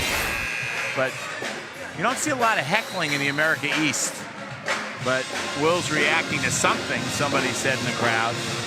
And then Grant being very frustrated by not getting the free throw, the foul call, but really more frustrated with the score right now. Dre Wills off the bench, 27 minutes, 20 points, 12 rebounds for a 6'1" guard, 2 blocks. That's a big-time game. Whether it's a double-double or not, or a triple-double, it's a big-time game. He changed the game early when he came in. Really did. Changed the whole momentum. Sherburne for 3. That'll be his second correction this afternoon. Well, it's understandable why you would think first, because the first one he made was about an hour and a half ago. It's a 15-point game, and now that's going to basically be a moving screen. And that's the second one that's been called on Lamb today, and that's just inexperience, and it's also the way they call it now. Watch. Here he goes. He turned. Oh, look, he sticks the hip out. That's obvious. That's a hockey hip check. You're going to get called for that every time. See if the Retrievers can take advantage. Lyles leaves it short. Rainmaker, yes. Point maker, no. Herlihy with the rebound. It seems like every time UMBC creeps back a little bit, Vermont just patiently runs its offense and gets a good shot. They're down to 10 on this possession. Sort of typical, isn't it? They double on Lamb. Lamar from behind takes it away. Shoots a pass up ahead for Lyles. Lyles uses the body, and the lead is now 13. Quick timeout again by John Becker. Every time UMBC gets a little bit of a run going here and the crowd gets going a little bit, John Becker wants to stop play and calm things down. Now, I think that was a good no call there. Everybody booing, but the contact to me was mutual. And one of the things the Retrievers need to do is they need to stop looking at the officials. They need to play. And I'm sure Ryan Odom is reminding them of that. You can't just look to the officials to give you every call. They've gotten some calls. They've not gotten some calls. They're not down 13 because of the officials. They need to stop looking at the officials every time for a foul call. Just play. And on that play, Lyles did a nice job finishing. And now they got to say, all right, we're down 13. Got to focus on getting a steal here or a turnover like we just did. Their best basketball has come when they've created turnovers because it allows them to get in transition, and that's what they do best offensively. Ryan Odom telling his team, we're not out of this thing yet. And they're not. 5:42 is forever in college basketball. It's a 13-point game. Moments ago, it was 18. Retrievers on a mini 5-0 run. That was one of the few times when the clock got under 10, and instead of getting a good shot, Vermont turned it over. There's some pressure now from UMBC in the backcourt. Lamar's a big guy who can guard on the perimeter. He's with Herlihy. From behind Lyles, not there. And that'll be called on Lamar. And that'll send Henson to the line for 2. Again, Vermont very cool out of the timeout. Herlihy controls the ball. Looks like he's going to force a shot, and then he finds the open man. Right into a triple team, and he got a little lucky there, actually. The ball ended up right in the hands of Henson, who is a very good free throw shooter, as we've seen already today. A little shaken up there. Vermont has shot well from the line as a team, 79%, 15 for 19. Henson, 10 points, 7 rebounds at the line. And as I said, it's such a bonus when a big guy can shoot free throws that well. Because oftentimes when they catch the ball near the basket and get fouled, they don't convert. We mentioned Herlihy was a transfer from Tulane, so was Henson. Played 2 years down there for the Green Wave. I guess they both like the weather up north better than in New Orleans. Rainmaker, but no point maker. He has not been able to make anything from outside for about the last 3 games now. He's 3 of 13 today, John. He's 7 for 30 in his last 3. And his best basketball is when he gets to the hoop. And there's Bell Haynes getting to the hoop. And again, he's so smooth. And that's a big basket to kind of stem the momentum here for UMBC. They're up by 16. Good reverse by Jordan Grant on the baseline. Jordan Grant has played well at times today, and Ryan Odom made a point of saying he had to get more minutes, and he has. Seen 26 minutes this afternoon. Ryan Odom just screamed now for the double team. That one's short by a rare quick shot. Duncan's a good 3-point shooter, but they didn't need that shot that soon. Walking foul in the lane. And see, here's my point about Jairus Lyles. He's arguing with Brandon Cruz that he was in the shooting motion when it doesn't matter. It's a 2-shot foul. Focus on playing the game, not reffing the game. I'm not trying to be critical, but I guess I'm being critical. He gets fouled, clearly. And watch him here. He's going, it's a shooting foul. It doesn't matter. Let's see if he's got the right frame of line to make him. That's what's most important. There you go. 7 points, 5 rebounds for Lyles. Retrievers have a chance to trim it to 12 with another make. Darley will check in. Looks like Grant will sit down. Sherburne. Retrievers still playing smaller and quicker. They need to try to get some turnovers. They need to make this. They need to go quickly. Down 13 with a chance to make it to 12 here. Talk about playing quicker. Nolan Garrity has only seen 7 minutes in this game. Yeah, and he started out well. Oh, there you go. Darley, how many times at the rim for UMBC? Yeah. Darley really frustrated because he's missed a couple in there with chances to finish. Will now just 4 for 12 for the game. Boy, that was gets his own. Wow. Gets his own. Even when he takes what looks like a bad shot, he makes it into a good play. And it looked like the rebound was coming down for UMBC. Well, it was an air ball because I think it got deflected, actually. Retrievers now with less than 4 minutes to go. KJ to the hole. And he'll go to the line when we come back. It's a 15-point lead for the Catamounts of Vermont. Trey Bell Haynes picking up the loose change inside.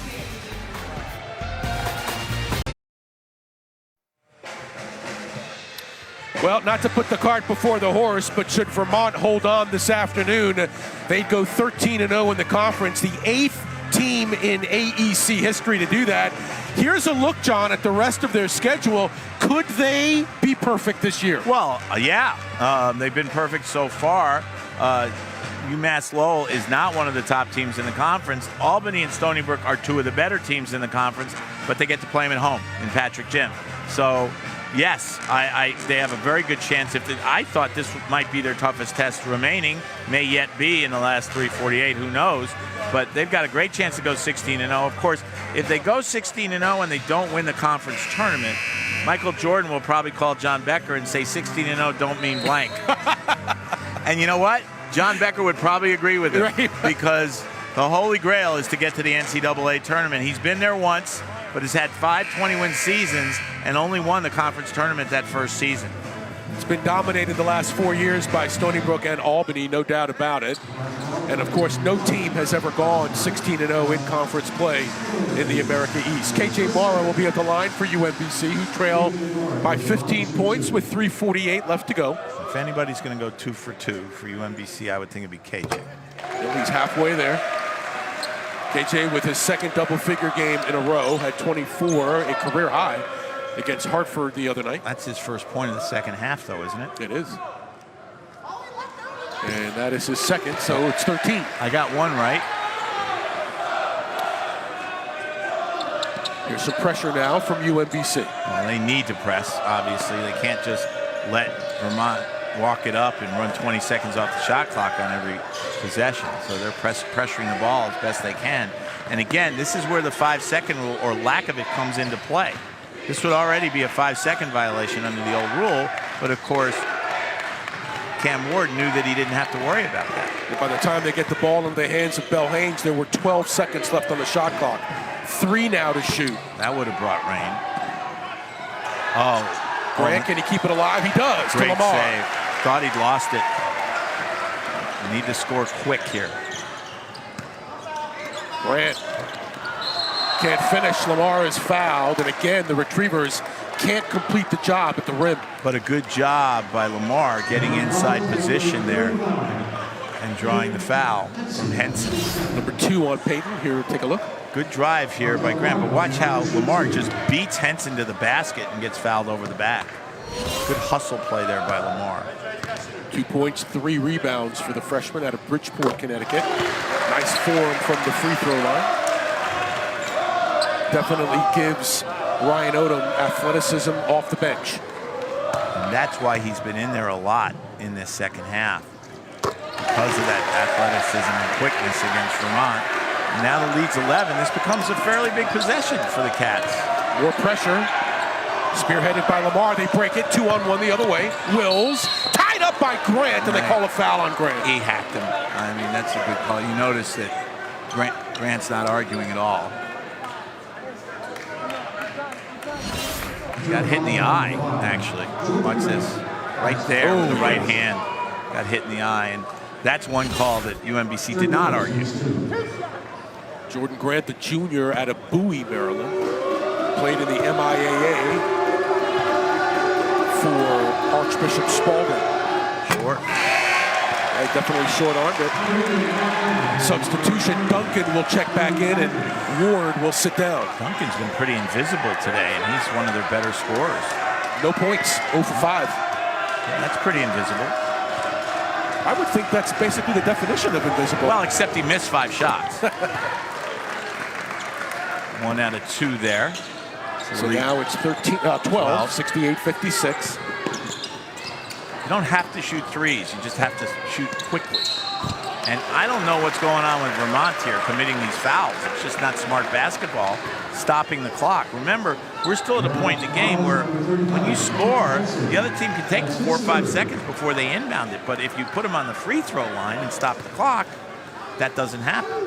And that's why John Becker is very frustrated right now. He's frustrated with Dwayne Gladden, but he's really frustrated with his team. Retrievers now just 12 for 20 from the line.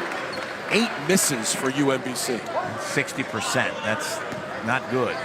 They're not a great free throw shooting team under any circumstances, but this is a less than average day. The Vermont lead is at 11, and again, Lamar will pressure the inbounder. Remember, Vermont's only got 1 timeout left. Ryan Odom's got all 3 of his left. Bell Haynes does the honors. They're good at breaking that press, aren't they? And they get into their offense at 15 with 2:30 left. Careful, yeah. That was, Lamar pushed them. And you push a guy trying to trap him right in front of the official, you're going to get called, and of course it's a 2-shot foul. That's the third on Lamar. The Retrievers have been well past the 10 foul limit here in the second half, so everything is 2 shots. I think they were past the 10 foul limit coming out of the locker room so early.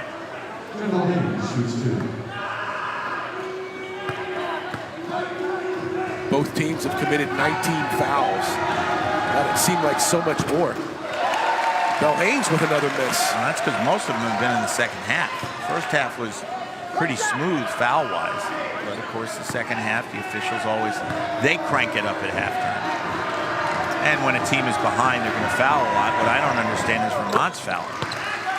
1 of 2 for Belhanes. Smart play by UMBC to just go to the basket every chance they get. And another try. Mara makes it a 10-point game. That time they didn't foul. Steal by Lyles!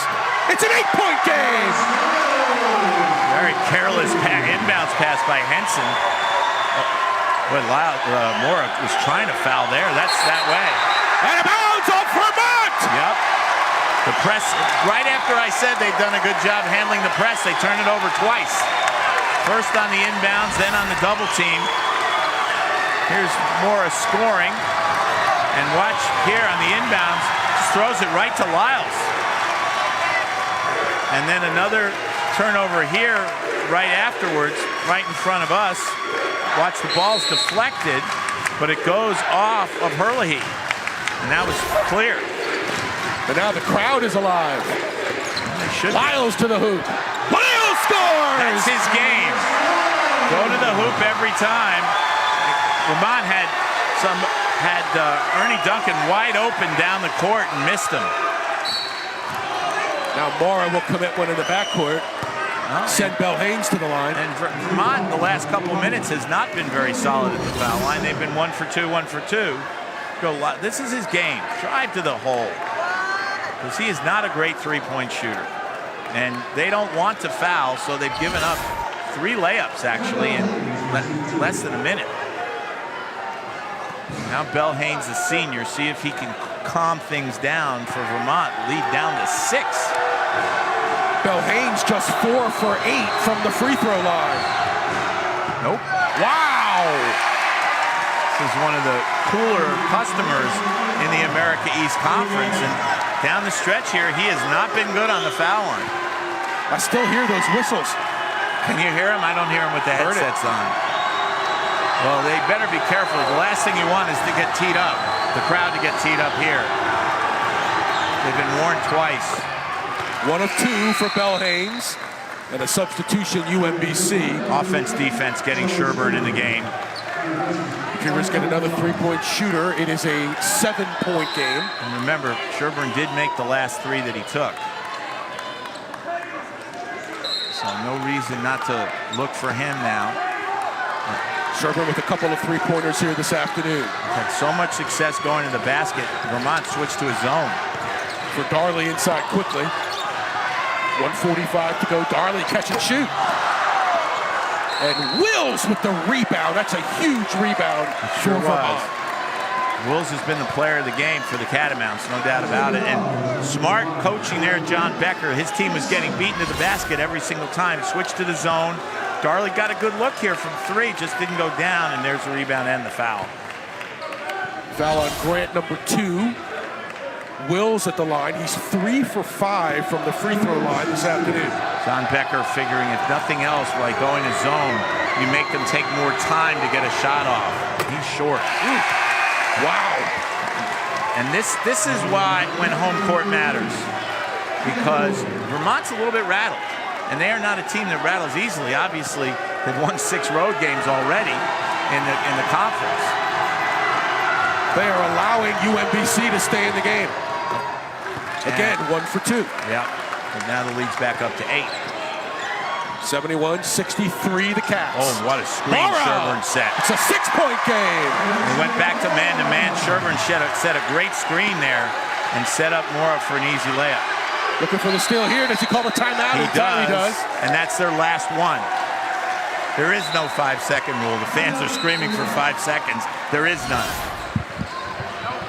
Take a look at the Mora bucket here. They basically collided with one another. What a screen. Also, Joe How Sherburne about with a that? great screen. That's what I was saying. Unbelievable screen by Sherburne, and he did not move. That is when you're a coach, if you want to show your players how to screen on tape, that's what you show them. And now the lead 6, which is 2 possessions. Of course, Vermont will be inbounding underneath the basket, and the last couple possessions, the press has really gotten to them. Now, one thing UMBC has to be careful about, a couple inbounds passes ago, Ernie Duncan was wide open, nobody within 20 feet of him.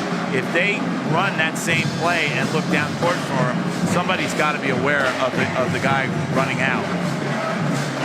The Vermont Catamounts, no field goals in the last 2:45, and 3 big free throw misses. Well, and that's the more important point, because they have they shot a field goal in the last 2:45, because they've either been fouled or turned the ball over. But 3 out of 6 at the foul line. If they go 5 out of 6 at the foul line, 8-point lead is a lot different than a 6-point lead.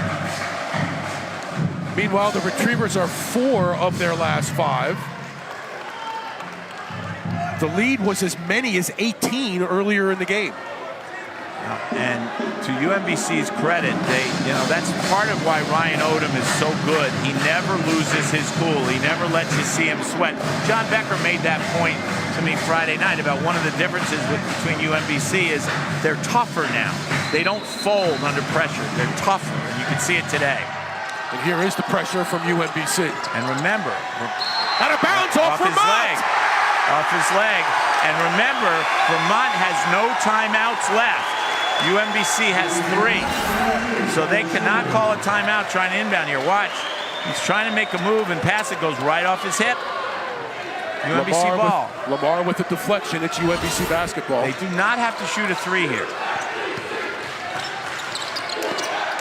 Lyles denied. Good play by Lyles, not forcing it. For 3. Wow. James Lyles! It is a 3-point game! He hasn't been close all day long, and when they need it most, denied inside, he doesn't force it, gets the ball back on the perimeter, brings rain and points for the first time all day. They're going to look at this to see if it's a 2 or a 3. Over there at the scorer's table. Hard for us to tell from this angle. I thought it was a 3 when he released it, but his feet were close to the line. Let's get another look at it here. Here we go. See, that left foot is the question. And from this angle, it's hard to tell, but I think he was just outside, Gary. Unless they can get another angle, they can't change this. They need that's inconclusive. This is a better angle here, perhaps. Watch this. There's the left foot, right foot. Still, I think he's just outside the line. I don't think they can overturn that. I think it's going to stay at 3. If it stays at 3, it's a 71-68 game. The officials looking it over. This is crucial.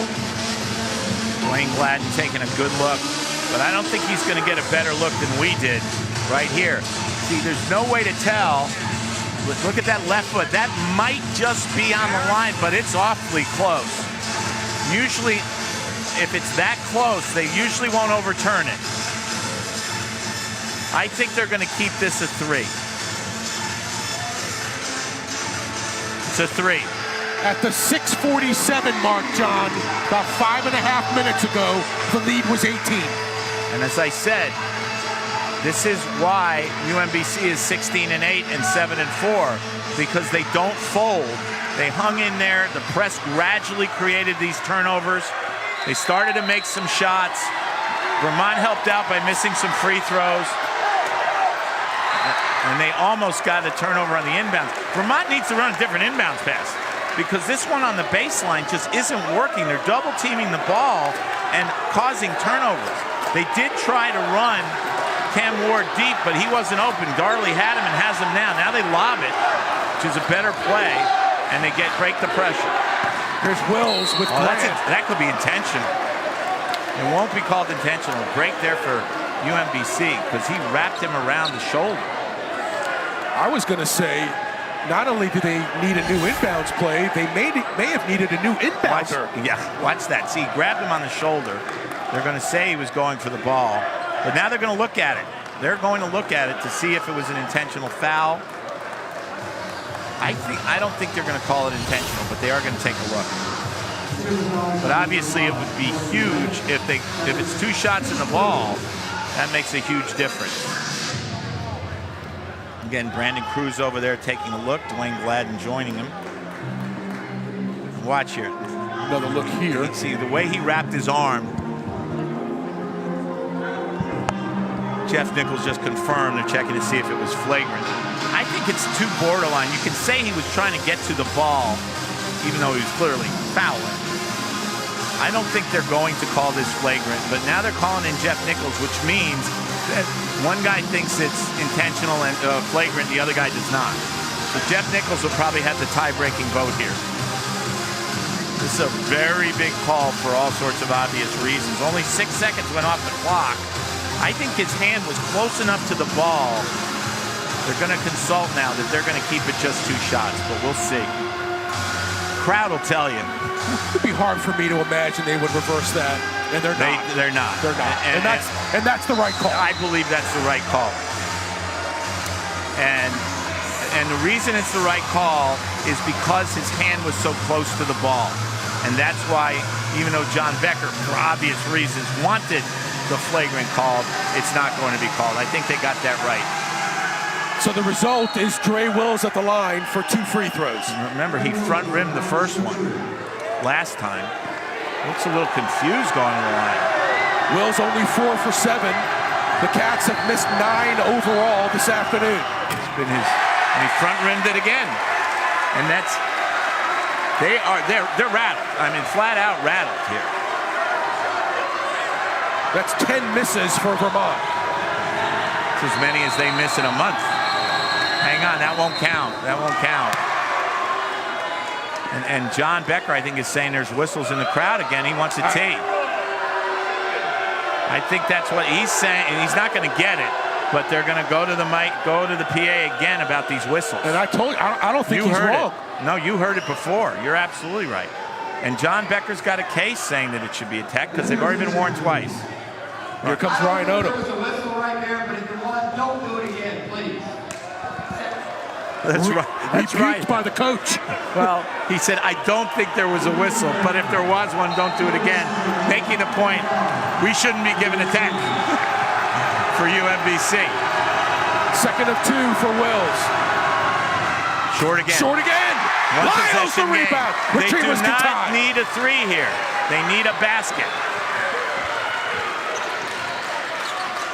Lyles was open for a second, thought about it. Mara, baseline. He is fouled by Wills. KJ to the line. And this is a classic example of home court making a huge difference. Mora drives the baseline.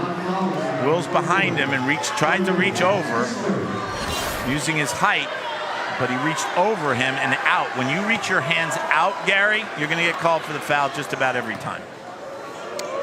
87% free throw shooter is KJ. He's 2 for 2 today. You never expect him to miss. Not only because he's a good free throw shooter, but because he's such a clutch player. It's a remarkable comeback by UMBC.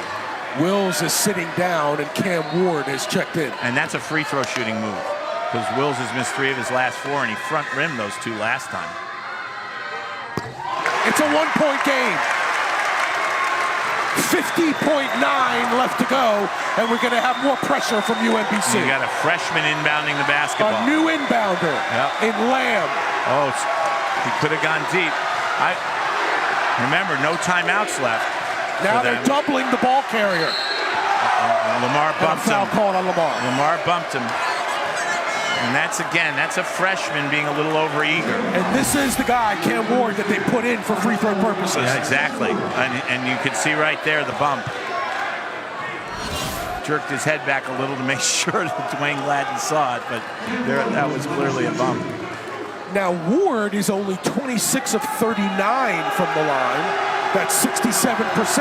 He has yet to shoot a free throw this afternoon. Yeah, but no. Short. I was about to say he's lefty. So now, even if he makes this, it's a 2-point game. And And UMBC has the luxury of just running their offense and getting the best shot they can, which has been the drive to the basket these last 5 minutes. He front guided rim that one in. just barely got it. But it counts the same. UMBC has fought back from an 18-point deficit in the last 6 minutes.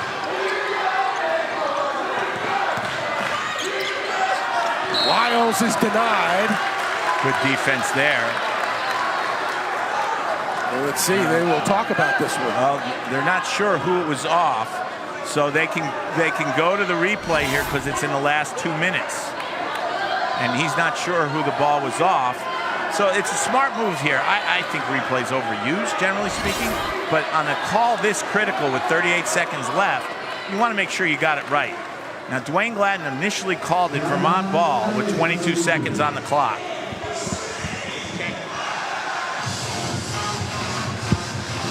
Looks like it's off Jarris Lyles on the replay we're seeing. Well, that may be why. That's why it's good to go to the replay to try to get it right. Dwayne Gladden had it off of Vermont. Here you see Lyles drives in, good defense, ball is deflected. And I agree with you, Gary. It looked like it went off Lyles' left hand.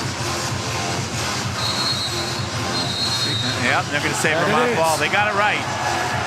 They got it right. That's why you use replay in that circumstance. Now, of course, both coaches trying to steal a timeout here, and the officials getting them out. What a basketball game. And notice that Ryan Odom didn't say a word to Dwayne Gladden. He knew they looked at the replay. He knew they got it right, and he talked to his players about what to do. That's good coaching. And the freshman Lamb inbounding again. And Henson's a good free throw shooter. They don't want to foul him. He just got it across. Pass up ahead for Haynes, and he is fouled by Mora. It's on the floor. It doesn't count. I don't know why he would go to even shoot that ball. I'd have pulled it back out, try to run some more clock. That's one thing UMBC has done extremely well, is lengthen this game.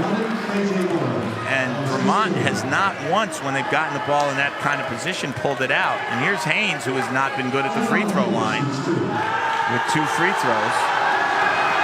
He makes 2. It's a 2-possession game. Haynes is 5 of 10. Gotta feel like he's due. Big one there. Good free throw shooter. You don't expect him to keep missing. This is the key free throw right here. This would make it 2 possessions, exactly. But even if he misses and it's a 3-point game, UMBC does not have to shoot a 3. They have to get a good shot and get it quickly. Either way.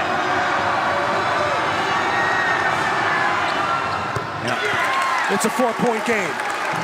Had to expect him to make a couple at some point.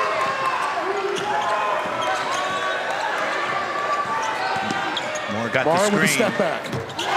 It's a 2-point game. He is so good under pressure. And Ryan Odom uses another timeout. He's still got, scoreboard says he's got 2 left. I thought he had already taken one. You see, steps back, creates space, and swish. That's a tough shot. Mora has followed up the 24-point performance on Thursday night with another 18, correction, now 20 here this afternoon. And so he's made a bunch in the last 3 minutes with the game on the line.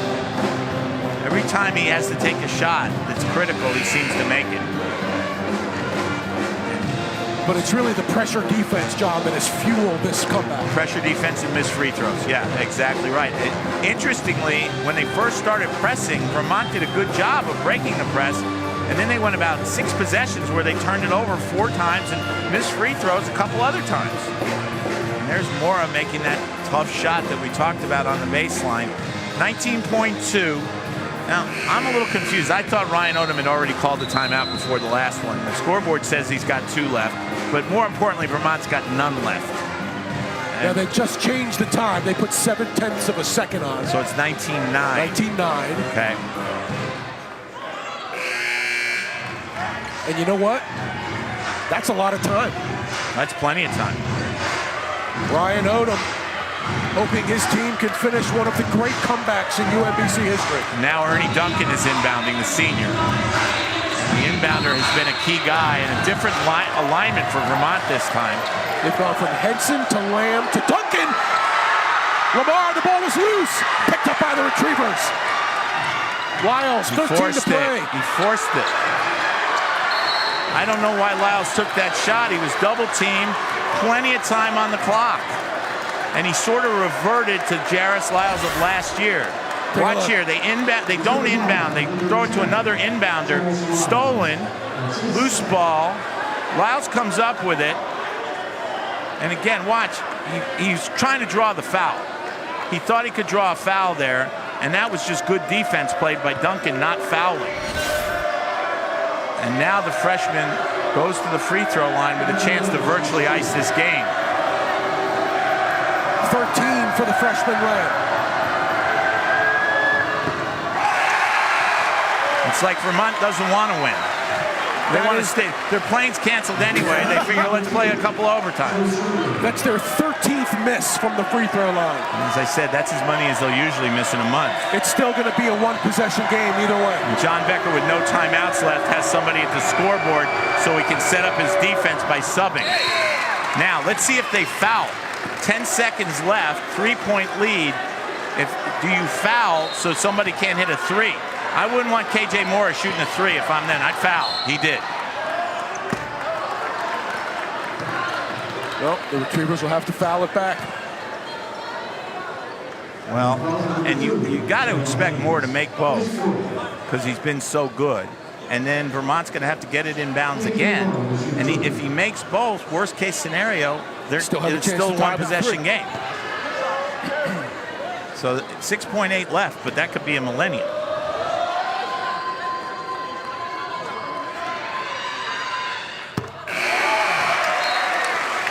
Two-point game. A lot of coaches passed on KJ Mora because of his size. They're sitting back now going, whoa, did we make a mistake? Led the nation last year in the JUCO ranks in assists. He's a Division I basketball player. No There's no doubt. doubt about that. Holds the JUCO record for most assists in a single game with 20. It's a one-point game. One-point game, and now they go back to Lamb inbounding. Nope, Duncan. Now they go back to, let's see, Duncan. Yeah, he was the fake inbounder last time. We got a foul, and they do. And that's a nice screen from Henson to get Lamb open for the ball. Yep, they ran a different play. You talked about them needing to change their inbounds play, and that's what they did in the last two timeouts. The last two inbounds plays have been different than what they were running before. And now Ryan Odom uses a timeout for the obvious reason of wanting to freeze Lamb as he goes to the free throw line. So according to the scoreboard, the Retrievers still have one timeout left if necessary. Yeah. And Dwayne Gladden is saying to Brandon Cruz, one timeout left. I missed something because I thought Ryan Odom called the timeout after a made basket earlier. He's called two in the last minute. That would make three. Apparently they have a 30-second timeout left. Yeah.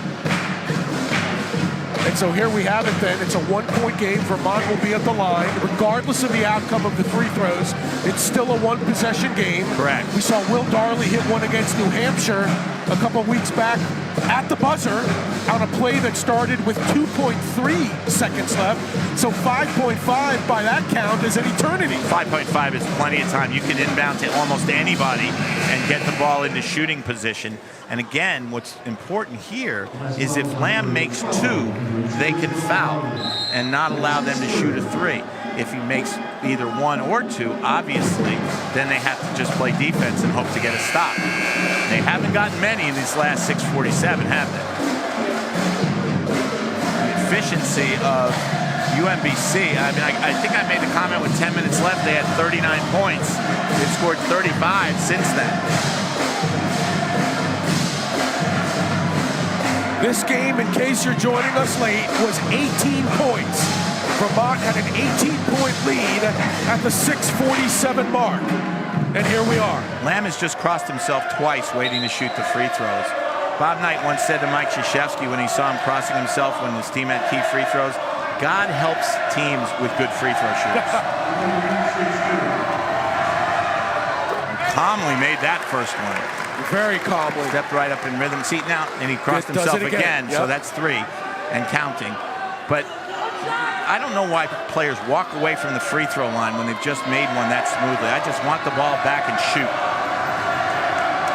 They're going to call timeout here if the shot goes in, I think. KJ Mora just said something to Dwayne Gladden, but I'm not sure what it was. Now they can foul if they want to, without letting Mora get into shooting position. But what they have to be careful is if he doesn't start to throw a shot up, because that's what Mora might have said to Gladden over there.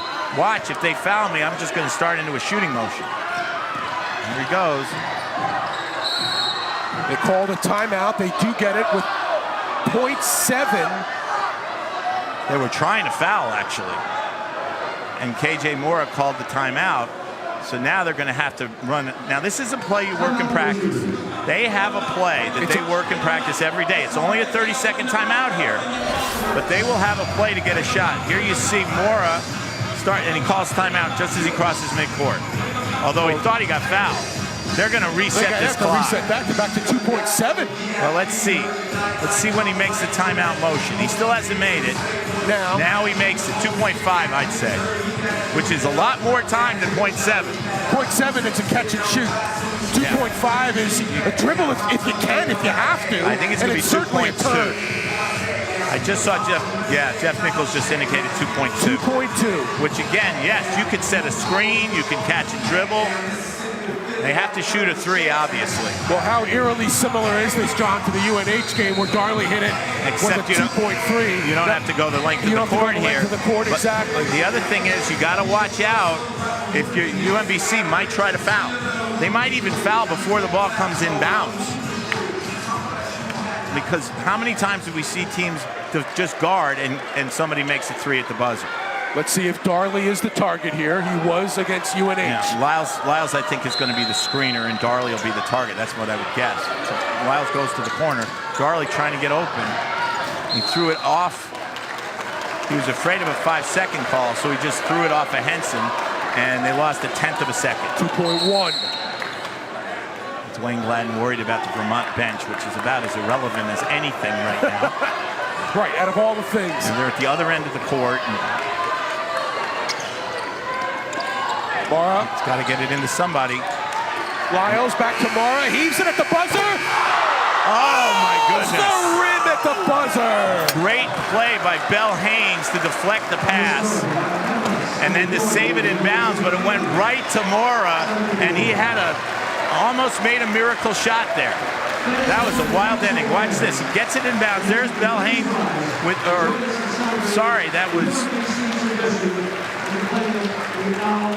that was Wills with a deflection.